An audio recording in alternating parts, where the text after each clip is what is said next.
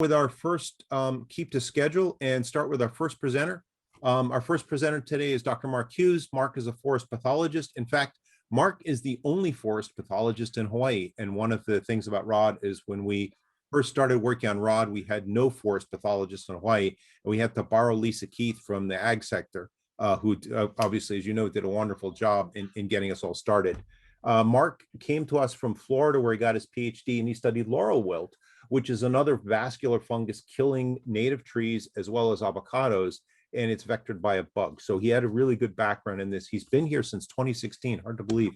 Mark's been here for 5 years. He was with us at the University of Hawaii, and now he's moved up to the U.S. Forest Service. So the Forest Service getting involved in pathology now. And he's going to be talking about treating for rod fungi in ohia wood. And again, this is really important because one of the main potential vectors of long distance transport of rod is people moving wood long distances. But the question then is, can you treat it? And Mark will give us updates on that. So Mark, if you want to share your screen and take it away. Okay, JB, thank you. I'm going to share my screen real quick. So hopefully, can you all see the screen? Yeah, but you're in your writing mode, not the presenter mode. Okay. How about that? That's perfect. Okay. Thanks, JB, for the introduction.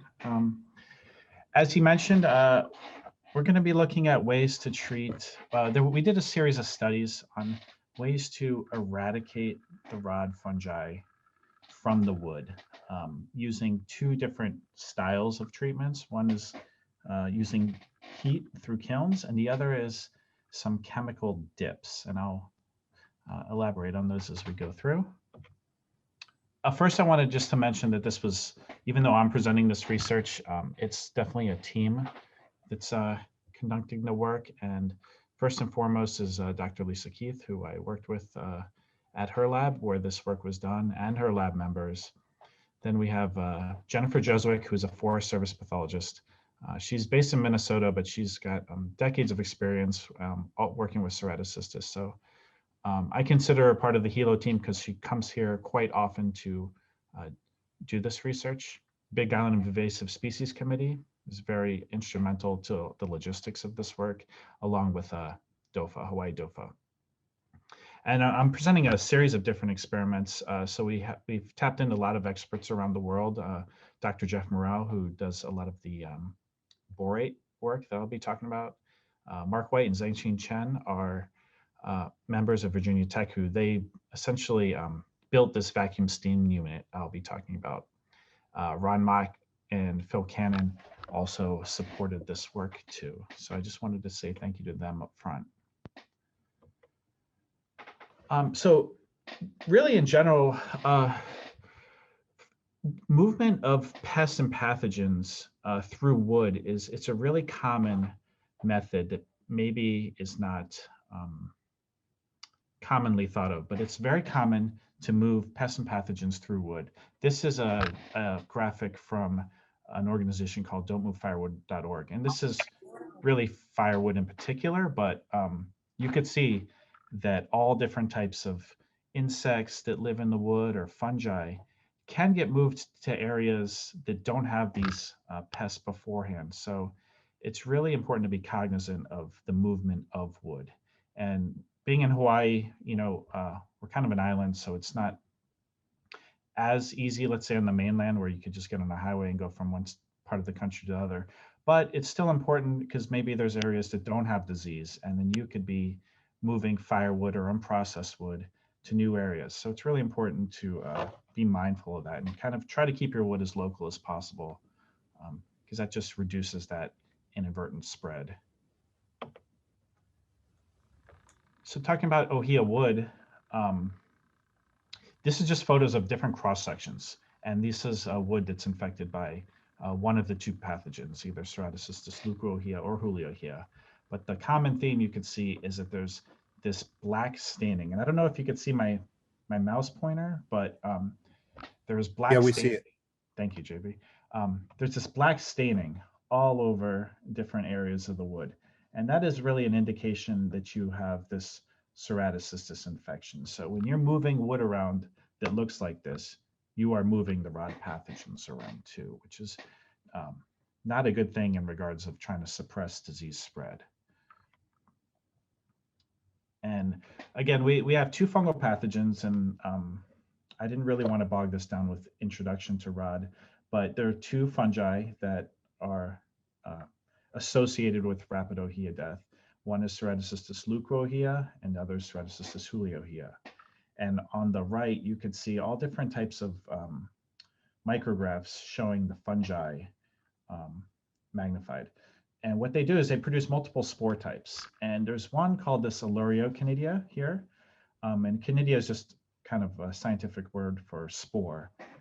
But these Allurioconidia are really problematic when it comes to movement of wood, because these spores they're thick, they're melanized, which means they're dark and they have the ability to resist UV light.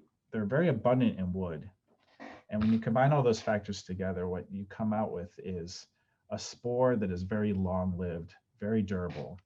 And there's research going on right now where they go back to trees that have died in the forest many years after, and they see if they can isolate out the living pathogen. And the preliminary results show that it can live for quite a long time, at least a few years. So another reason to consider that when the tree dies and you have the standing wood, there's still potentially living fungi in there. So moving over to just ohia wood, I'm sure you're all familiar with ohia wood. You've seen it around. It's very beautiful. It's highly valued for this use in decorative posts and poles, flooring. If it's not these, wonderfully finished poles, it's used for firewood, smoking meat, and then traditional wood carving. So it has lots of purposes. It's very highly valued wood. But what was quickly realized by the Hawaii HDOA, Hawaii Department of Agriculture, is that, initially rapid ohia death was a Hawaii island only problem. And there was great concern that movement of ohia wood could be a way to spread these fungi to the other islands. So there was quickly this inter-island quarantine enacted that really made movement of the wood had to be screened first. And that was through a DNA-based test where they took small drill samples of the wood and screened for the rat DNA.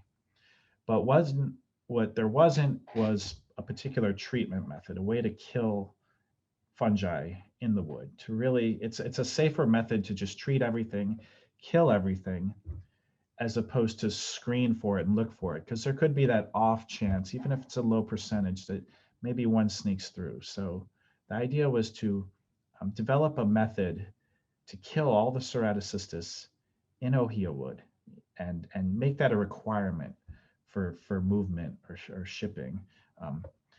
And that's what we set out to do, was look at these different potential methods. So I listed three kind of common methods. One is through methyl bromide fumigation, which is a way to apply this toxic gas to the wood. It's still used in some respects, but it's not in favor anymore. The methyl bromide is bad for the ozone layer. So they've been trying to phase that out for quite a while. So we didn't want to go with that route. We wanted to go with a greener route if possible. So we looked at different heat treatments and then chemical dips. And we tested 3 different kilns. So I'm going to go through these in a series of, from the beginning, the first trial to the last trial. So the first one we tried as a dehumidification kiln. There's a photo of one on the right, but they can be built to any specification, any size. The ones on Hilo are actually much larger, maybe multiple times larger than this. And what they do is, the dehumidification word kind of alludes to, is they heat the wood, but they also remove the water. So it's very energy efficient. It's the least expensive to build and run. And the main clincher is that it's already on Hawaii Island. It's already in use. So why not take advantage of what's here? It does have a longer runtime of 20 to 30 days. So, electricity can become an issue, but again, it's on island. it's in use. So let's see if we can harness that ability that's already here. So what we do for these trials, it's going to be the same format over and over. So we find infected wood. So here we harvested artificially inoculated trees of 5 to 13 centimeters in diameter. So they're pretty thin poles. You can see there's this spray can. So they're about that diameter. And we test both pieces of wood infected with Ceratocystis leucohea and Huliohea. And what we do is, of these poles, we remove 30 centimeters from each end to get baseline data. And the idea is, the format of these studies is that we look for how much living Ceratocystis is in these pieces of wood before treatment, and then we put them in the kiln, and then we hope that it's zero. So it's very much a before and after style study. So we remove pieces, we get that baseline data, and then we insert temperature probes so that we can monitor the thermal profile of these logs in real time. So this is showing the thermal profile of one of the kiln runs. So you could see there's these kind of squiggly colored lines. That is your ambient day and night temperature outside, just in the yard. And then this is the temperature inside the kiln. And we were shooting for this temperature of 140 degrees Fahrenheit or 60 degrees Celsius. That is a target temperature that's used quite often for killing pests within wood. So it's not just a straight line. You can't just ramp it up to 140 degrees immediately, because then the wood will splinter and crack and twist. So it has to be done in a controlled manner. So we relied on the kiln operator, his decades of experience, to get it there in a safe way. But once it hits that 140 degrees, the kiln is turned off and allowed to kind of cool down before it's opened up. We also run negative controls, which are essentially logs that are kept out of the kiln, because we're trying to compare, is the kiln better than just doing nothing? Can you just leave wood out in the sun for a month and call it a day? It's dead. That's a much cheaper method. So we always throw that in these experiments just to know if it's better than doing nothing. So this is a schematic of the log. I know it's really complicated looking, but if you imagine this as a straight pole of ohia wood, the gray sections on each end are, again, what we cut out initially before we put them in the kiln. And we have the green disc here is the disc we remove to assay for the fungus to see if it's alive. And then we also take discs to look at wood moisture content, and that's more for the production end. And then what goes in the kiln is the smaller piece, reduced size piece. They go through the kiln, and then we sample 2 more pieces from each side for the assay. So that's the after treatment sampling. And the way we figure out if we get living Ceratocystis in these pieces of wood is through something called carrot baiting. It's a method of growing the Ceratocystis from the wood into culture, or in this case on the carrots. So what we do is we get this small disc, and then we do 2 depths depending on the size of the wood, and we essentially chisel out small pieces, flecks of wood from multiple locations, sandwich it in between fresh carrot slices. And if it's negative, it will look like this, where nothing will grow. And if there is living Ceratocystis, you will get this fungal growth occurring. And that is kind of a tried and true method of isolating the fungus out. So these are the results of this first trial, and I'll walk you through it. But I try to just highlight the main points here is before kiln results and after kiln results. So you have both fungi here being tested at the target temperature, and then these are your ambient controls. And really, you don't have to focus on that too much, because the spoiler is, for all these studies, if you don't do anything, you're still going to have living rod. Nothing changes really. So you're going to get viable rod before and after at ambient temperatures.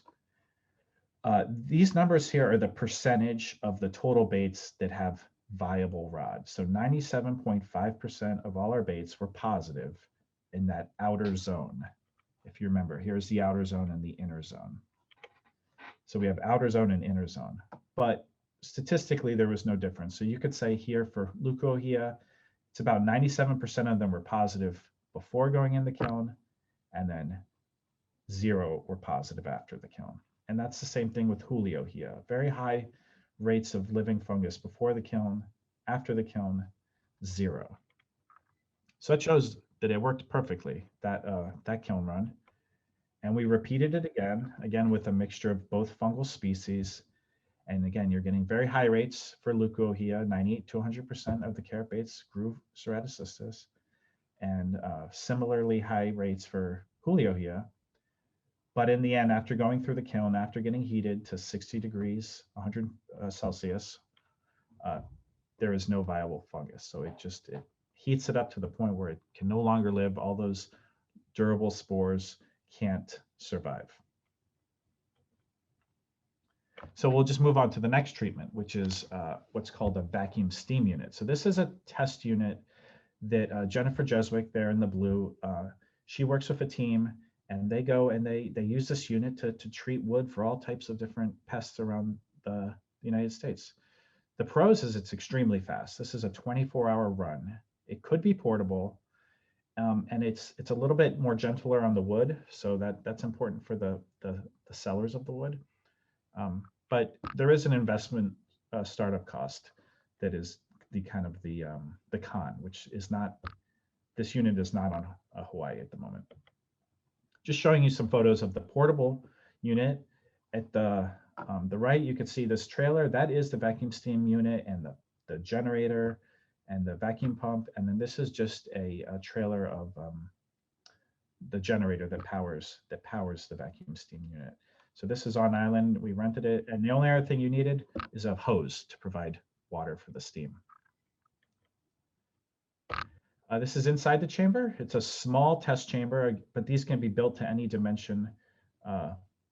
It's sky's the limit on how big it can be, but it's a small test chamber here. And then there's a steam generator and a vacuum pump behind it. And then there's a small desktop computer here that monitors all these temperatures in real time. You have an assortment of wires and probes that are loaded into the logs, because again, we're trying to, we're using the internal thermal profile. So it's when do these logs hit these very particular temperatures that we're testing. So this was using, this vacuum steam trial was using very, very large trees. These were trees from 2 sites that were naturally infected with ceratocystis, and there was going to be some felling operations anyways. These management operations were already going to occur. So the idea was, can we harvest this wood that's going to be fell and use it for these trials? So we tested, again, these 40 to 60 centimeter logs. You can see they're about 2.5 meters long, and they're on a scale right there, and I believe they're about 400 to 500 pounds a piece. So they were pretty much, I would say, the maximum of what's usually used for production, for at least the poles. We tested 2 heating regimes. One is 56 C for 30 minutes, which is, I think it's 133 degrees Fahrenheit. And that is one that's the standard international wood treatment for solid wood packing material. And that's was originally developed for gypsy moth, which is an invasive pest in the mainland. And then the 60 C for 60 minutes is a little bit, it's more robust, it's higher temperature, longer tree time. And that was developed for emerald ash borer, which is an insect that's causing lots of havoc across the mainland. So again, these are temperatures that were, chosen for their ability to treat other pests. So again, it's the same format where the logs are assayed before going into the kiln. They're treated, and then they're assayed again for living fungus after coming out of the kiln. So you can see the group. This is Mark White with the white hair, and Chen over there, and they are loading up the vacuum steam unit. We did 3 logs per run of the same species and about the same diameter, so they heat evenly. And they're putting probes in, again, to monitor the thermal profile at different depths. And it gets loaded into the box, closed, and then they turn on the machine and let it start running. So to the right, you can see there's the computer thermal profiles. And again, this top is just the temperature within the kiln itself. So because, um, that's just the air temperature essentially. So it heats up much faster than the logs. So this is thermal profiles at different depths of each of the logs. Um, and again, we're waiting for that. This run was 56C. So when each of these hits that number, at least at minimum 56, we start the timer, run it for the 30 minutes, and then that's the treatment. We were sampling it up to 7 centimeter depth. So here's half of an ohia disc, and you can see we're going about 7 centimeters, which from previous research we know is much deeper than the fungus travels. So we hit that kind of internal target depth. So again, bringing you to this results, this similar format. Your ambient controls, again, we know that if you just leave them out in the sun, it's not going to really reduce the viability. And you can see there's still viable fungus here. But if you look at the pre-treatment, you have anywhere from 12 to 23% of the discs. It's lower than the previous trials because, again, these were naturally infected trees. There's much bigger volume of wood, so it's harder to kind of, capture the ceratocystis, but it's still a significant amount of ceratocystis in these wood if you consider, the volume. At the 60 centigrade for 60 minutes, again, you have 0 positive rod detections. So again, 60-60 works perfectly. The only really hiccup was that for the 56C, we got 1 out of 240 positive baits. So that ends up being 99.6% effective, almost perfect. And at the interior depth, it was 0. So really high quality treatment. That lower temperature is almost perfect, but not quite. There's that one successful isolation. But that's why we do these high numbers, is again, we're trying to really put it through its paces to make sure it works well. And that's the vacuum steam. What I basically combined 9 different assays, if you see here, into one. So it's, but it worked really good. The other kiln we tried was most recently is a vacuum kiln. So what I didn't mention maybe explicitly in the vacuum steam is it's a chamber for the previous one. I'll go back here. This chamber, it essentially creates a vacuum, it sucks all the air out, and then it replaces it with superheated steam. So that's why you get this really fast treatment, because it penetrates very rapidly. When you go to the vacuum kiln, it's the same idea. It creates this vacuum, but there's no steam added. So it's just dry heat that moves into the wood. And it's faster than the dehumidification kiln, the first one, which is about 20 to 30 days, but not as fast as a vacuum steam kiln. So it's that happy medium. One of the cons is it is kind of a smaller unit. At least the one we tested, it was about this size here. But the main benefit is this is already on island. It's already heating wood. So it's great to, again, use the resources that are already here. We tested medium-sized logs. So this is 20 to 30 centimeters in diameter. And we did about 12 of each fungus, leucohea and huliohea. And again, we treated at this 56C for 30 minutes because we were trying to see what is the minimum needed to treat this wood effectively. It's a slightly different system. They're loaded onto this cradle on a track, and then it just kind of gets wheeled into the kiln that essentially looks like a, I forget what it's called, like a Matson container, essentially. We probe it up we apply probes to, again, monitor the temperature, and then we run it. And again, we get before treatment viability ratings, and then we do after treatment viability ratings. It's split a little different way. So you have huliohea logs here and leucohea logs below. And you can see the viability ratings are anywhere from 16 to 33% for huli and higher for leuco. But it's the same story that when they get treated in the kiln, your viability rates go to 0. So it's completely effective which is great because that's what we want for this type of treatment. We need essentially perfect runs. This was repeated 2 more times. Um, these particular runs were either one fungus or the other. But again, you're going from anywhere from 31 to 70% viable ceratocystis detected in the inner and outer portions. And after the kiln, again, you get that 0%. So again, like great results in what we're looking for. So the conclusion for that study is that the dehumidification kiln, that first one that did really small pools, was 100% effective for those small diameter logs. The vacuum steam unit, the one that was brought over from the mainland, was 99.6% effective at the lower temperature and 100% effective at the higher temperature.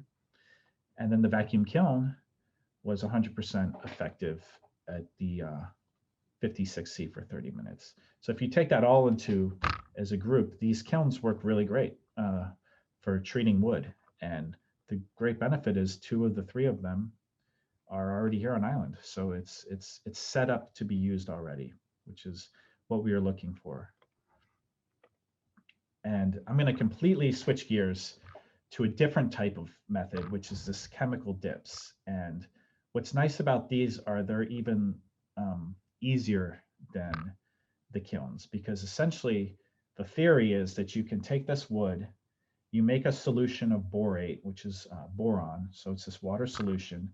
You dip it in a tub, leave it for about a day, pull it out, stack it in a place that's under a roof where it won't get rained on, and then the boron will just passively diffuse into the wood. And it takes anywhere from 6 to 10 weeks. And we did a small experiment about that, which I'm not going to talk about, but it diffuses for a certain amount of time.